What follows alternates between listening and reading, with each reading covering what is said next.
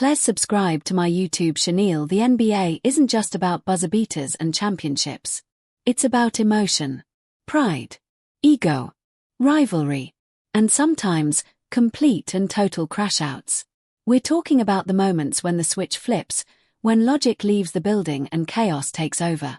Let's start with one of the most unhinged in recent memory, Isaiah Stewart.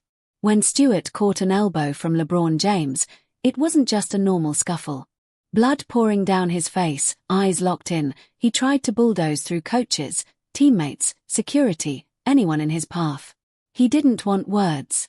He wanted smoke.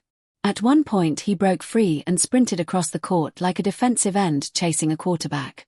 That wasn't a disagreement. That was a full pursuit. And Stewart doesn't just pick one target. He's tangled with Giannis Antetokounmpo, squared up with Bobby Portis, tossed Thomas Bryant around like luggage, and once told an entire Orlando Magic squad to meet him in the back. When he crashes out, it's not one-on-one. It's open invitation. But even Stewart might have to bow to the king of chaos, Draymond Green. Draymond's crash-out resume is generational. He stomped on Domantas Sabonis in a playoff game. He put Rudy Gobert in a headlock like it was WWE. He swung at Jusuf Nurkic mid-game. His racked-up technicals, flagrants, suspensions, and over $1 million in fines. And we can't forget 2016. During the finals, Draymond hit LeBron below the belt. That led to a suspension. The momentum shifted. The series flipped. The Golden State Warriors lost the championship after being up 3-1 to the Cleveland Cavaliers. One moment of emotion may have changed NBA history.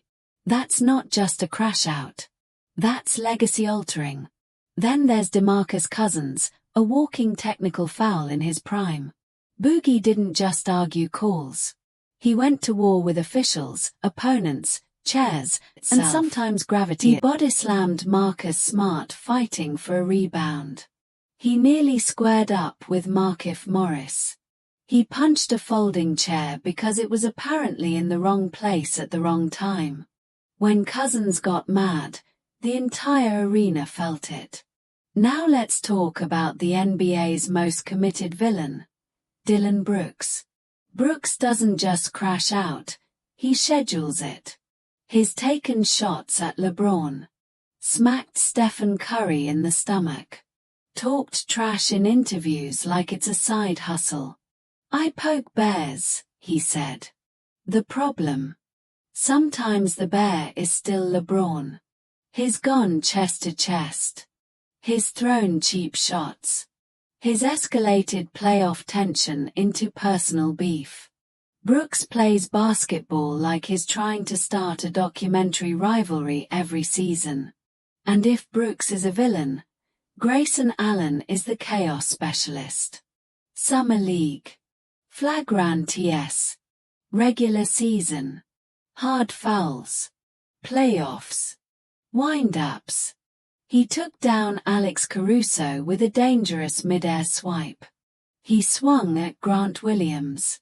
He's even thrown flying contact that left players seeing stars.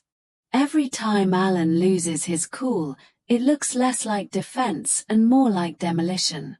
Now enter the emotional warfare division. Jimmy Butler vs. T.J. Warren wasn't just trash talk, it was a miniseries. Texts, ejections, blown kisses, post-game interviews that sounded like UFC weigh-ins. Butler said he could guard Warren, but Warren couldn't guard him. Warren fired back. It escalated from clapping to confrontation in seconds. And Butler doesn't scare easy. He's built for conflict. Neither is Udonis Haslem. Haslem once squared up with Dwight Howard mid-game. He's thrown chairs during timeouts.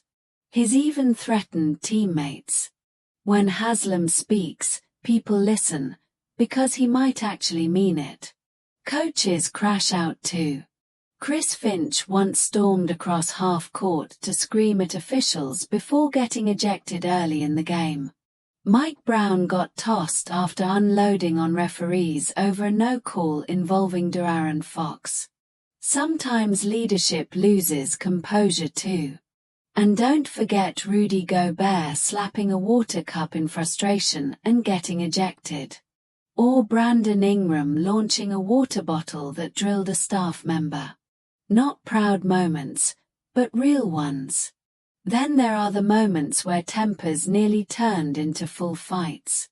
Chris Dunn trying to swing at Jabari Smith Jr. Kevin Durant and Bruce Brown going at it with words so heated they both admitted it almost crossed into something more. This league runs on pride. And when pride gets bruised, things escalate fast. But at the very top of the crash-out mountain, it's hard not to circle back to Draymond. From early technicals to finals-altering moments. From headlocks to stomps. From suspensions to fines. He doesn't just lose control, he redefines the moment when he does. The NBA's greatest crash-outs aren't just fights.